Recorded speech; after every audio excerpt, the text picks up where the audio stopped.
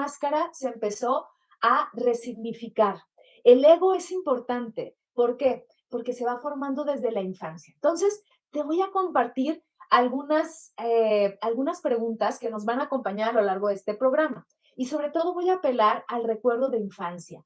¿Por qué? Porque esta identidad, digámosle la máscara, digámosle el sentido de mí misma, no se conforma de la noche a la mañana, se conforma desde el nacimiento. No voy a entrar en las etapas primarias, pero sí en etapas que ya son importantes, etapas en donde yo como niña o niño me voy dando cuenta del impacto que la vida tiene en mí. Entonces yo me voy convirtiendo en un niño, en una niña que se siente atacada, que se siente abandonada. A partir de eso voy construyendo mi propia identidad y mi propia máscara. Entonces, te invito a que recuerdes tu infancia, pero 3 momentos que te impactaron mucho, sobre todo momentos que fueron muy fuertes para ti, que te ocasionaron a lo mejor hasta un hueco en tu existencia, pero también por lo menos un momento muy alegre, muy feliz en tu vida. Piénsalos, 3 momentos que a ti realmente te atraparon. Estos momentos pueden ser de abandono, de humillación, de decepción, de pérdida, a lo mejor de indiferencia, pero también si tuviste unos padres sobreprotectores, piensa en estos 3 momentos, reflexiónalos. A lo mejor se te vienen de manera rápida, ¿no? O sea, puede ser el divorcio de los padres, por ejemplo, en mi caso eso generó un impacto, puede ser también, en mi caso, la pérdida en mi caso que fue económica porque tuve muchas carencias en la infancia y eso claro que me impactó. La decepción, por ejemplo, por acá están saludándome, tengo tantito, Irene desde Tlaxcala, Elizabeth desde Monterrey, Lorena también desde Monterrey, va ganando Monterrey. A ver, quién más, desde dónde están aquí reflexionando sobre el ego? Entonces piensa esos 3 momentos para que recuerdes cómo fue que fuiste construyendo esto. O sea, por eso no hay una forma negativa en el ego. Yo sé que a veces hablamos del ego y lo sentimos como algo impactante y malo, ¿ok?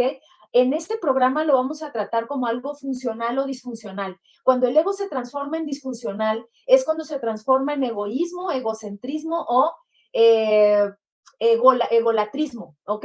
Entonces, a partir de eso es cuando ya se transforma en disfuncional. Pero el ego es necesario. No podría yo estar aquí frente a ustedes si yo no tuviera ego.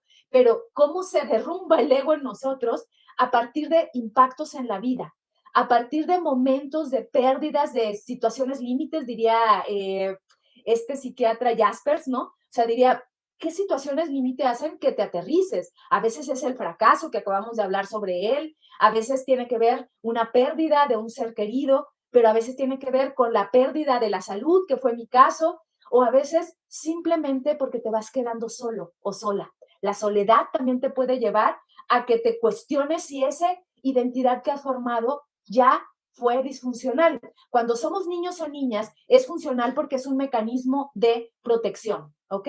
Ahora vamos a seguir con el interrogatorio para que veas cómo se fue formando tu ego. Algo que nos va a servir para este momento, es decir, para tu presente, es revisa 3 personas o personajes que admires. Ya no solo son 3 cosas que te impactaron o circunstancias, 3 personas que admires. ¿Por qué? Porque a partir de características que tú admires en esas personas, te vas a dar cuenta cómo el ego tiene que ver con aquellas cosas que quieres lograr a partir de estas personas que admiras o aquellas cosas que tú sientas o privilegies como importantes en tu vida. Yo no lo sé, a veces yo me pongo a pensar en eso y creo que antes yo admiraba a cierto tipo de personas que yo podría decir que ahora son ególatras, ¿no? Ciertos escritores, no diré nombres, que eran así, diríamos en México, muy mamones, muy alzados, en donde, bueno, te trataban con el látigo del desprecio, ya sea desde su historia de vida, es decir, escritores que yo conocí en persona o escritores que nunca llegué a conocer, pero yo admiraba como ese tipo de escritores o escritoras que tenían un carácter fuerte y entonces los admiraba, ¿no? Y entonces yo sentía que yo quería llegar a ser como ellos. Entonces, desde ahí vas construyendo un ego con ciertas características que te van a impulsar a que te vayan impactando y a que tú mismo te vayas construyendo con una máscara del escritor, en mi caso, ¿no? Del escritor así mamertón, digamos.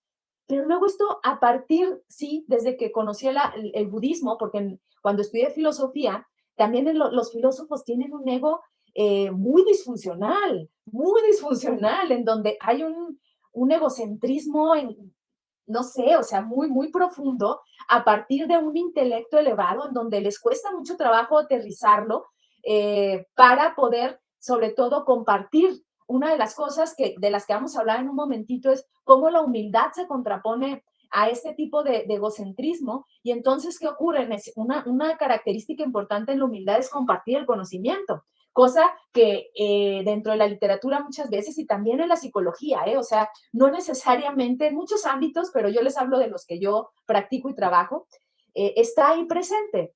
Y no es una crítica, es simplemente observar que a partir de generar estas referencias, por eso te estoy diciendo, piensa en 3 personas que admires, esto te puede llevar a darte cuenta cómo estás construyendo tu propio ego. Y yo quería construirlo así, como la maestra tirana, nunca me salió, la verdad, pero cuando empecé a entrar a la filosofía budista y empecé a privilegiar la generosidad, la compasión vista desde no una perspectiva lastimera, por supuesto, me di cuenta que había que reestructurar mi ego.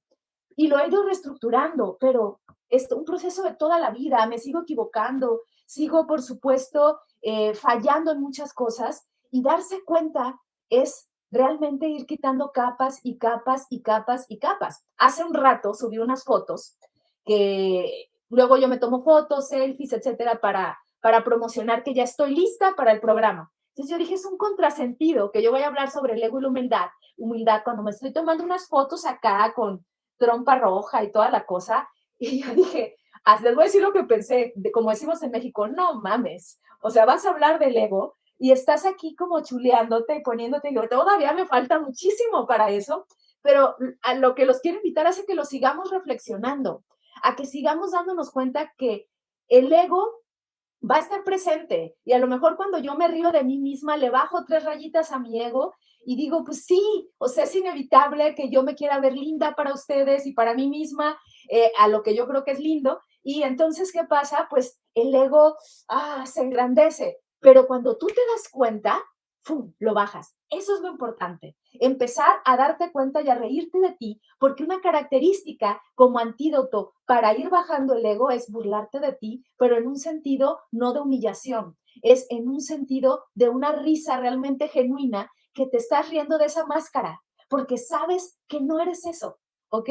Entonces, eso, ubica 3 personajes que te gustaría ser y date cuenta cómo es el ego de esos personajes. Pero sigamos. Eh, la humildad muchas veces, porque voy a hablar así entreveradamente de estos 2 conceptos, la humildad muchas veces se confunde. Ahorita yo te hablaba de cómo me reía de mí misma y que era una característica de la humildad. La humildad se puede confundir a veces con una falsa humildad y quiero empezar a hablar también de eso porque sigue siendo ego. La falsa humildad es aquella que es como un ego invertido narcisista. ¿Por qué? Porque quiere ser el más bueno, el más bondadoso, el más, no sé, bonachón, ¿no? Y cuando hablamos de eso, no estamos hablando de humildad, estamos hablando de alardear sobre una generosidad impostada o una humildad impostada. Y eso sigue siendo la característica de un ego disfuncional, un egocentrismo o una egolatría. Hay que tener cuidado en eso porque no vamos a hablar de ese tipo de humildad, ¿ok? Ahora, yo digo, si también me cuestiono, si esa persona que quiere verse como una persona buena, además, que quiere sentir que es vista porque es bondadosa, yo diría, híjole, pues yo prefiero a ese tipo de personas, de veras, que hagan algo, aunque sea fake, pero que hagan algo. A esas personas que son tiranas, y que sí es cierto, son auténticas, yo no digo que no, pero son tiranas hasta con ellos mismos. Entonces yo misma estoy en esa disyuntiva, ¿no? De personas que tienen una falsa humildad, pero que pueden llegar a impactar positivamente en alguien, o al que dice, yo soy súper auténtico, pero maltrato a todo el mundo. Híjole, yo no lo sé, no sé, todavía no lo dijeron del todo. ¿Cómo van con esto?